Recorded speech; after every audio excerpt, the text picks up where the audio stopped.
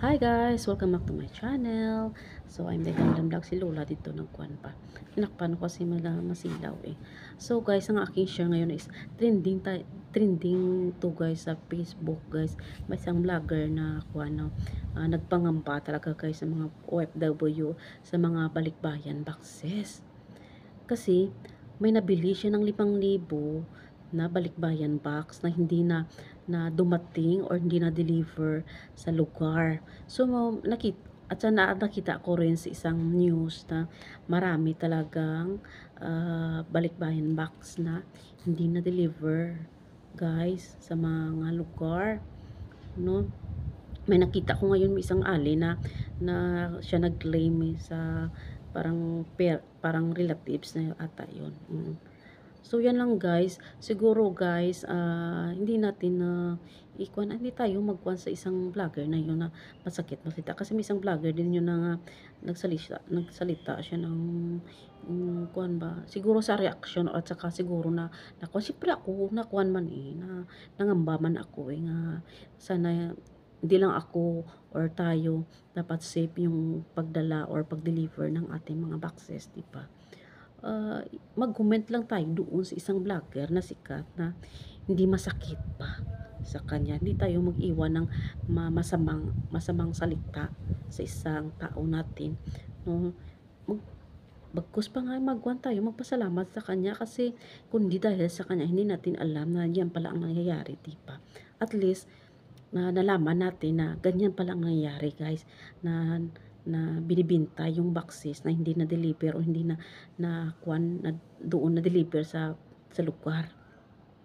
So yan pala guys, no. Pero ang pinaka safe talaga guys na padala natin yung mga license sa company, at saka siyempre 'di ba may bibigay sa atin na papel, at saka may serial number na ma-locate natin kung saan na banda yung mga box natin ba, balikbayan box natin. So yan ang pinaka safe talaga guys na uh, uh, i-kuha natin may contact number naman dyan eh, at saka may malocate kung saan na banda, at saka kung matanggap na sila na mismo yung nag-deliver ng box na na-receive, makuha naman sa atin yun mag-message, may message yan sa ating number na na-receive na ng doon sa atin pag pag na-receive na doon sa Pilipinas guys. So yan lang guys, sa 6 na taon ko siguro wala namang nangyari or siyempre pag may may box naman na siyempre langan may mga may gupi-gupi pa. Normal na may gupi-gupi kasi bigat-bigat ng ating mga box eh. Paano nila yan makiri-kiri, di ba? Bigat-bigat ng box natin, di ba? So yan na pa. At saka guys, ang pinaka-importante, i-pray natin yung mga company at kung sino kukuha ng ating mga box, at saka mas safe yung lahat ng mga balikbayan box, no? Sa buong mundo yan na mag-deliver, at saka yung mga pagtawag dyan, ano nga pagtawag sina ang dako-dako pala nga mang shipping pala nga do barko nga pinakadako pala, i-pray natin yung safe ang pagbiyahe, at saka safe yung panahon, at saka yung magdadala ng mga boxes natin sa mga custom, yan i-pray natin yan, safe and sound yung mga box natin na ma-deliver ng maayos sa ating lugar. So yan lang guys, sa mga OFW na kagaya ko, ingat tayong lahat.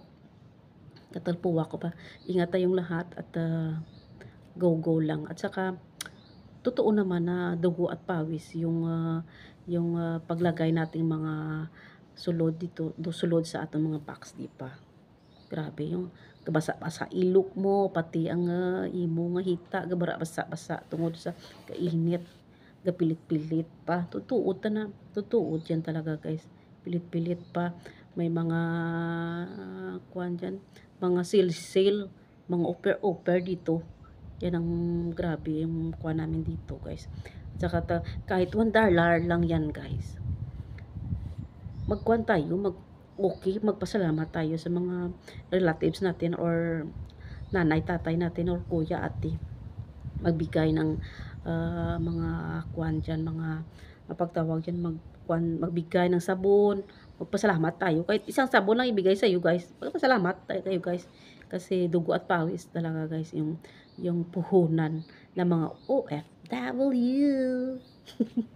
Ay, abno, sinday. So, yan lang guys ang aking i-share. Si Lola to. Ginatanaw-tanaw ako si Lola. Siyempre, sip si Lola namin yan. Oo, tinabunan ko siya kasi mahal silaw eh. So, siyempre, pantay sarado ko si Lola. Yung mata ko doon. Alert talaga. Nandun yung kasama ko, si naghahalay ng kanyang kuwan, ng kanyang bio nila. So, yan lang guys. Thank you so much.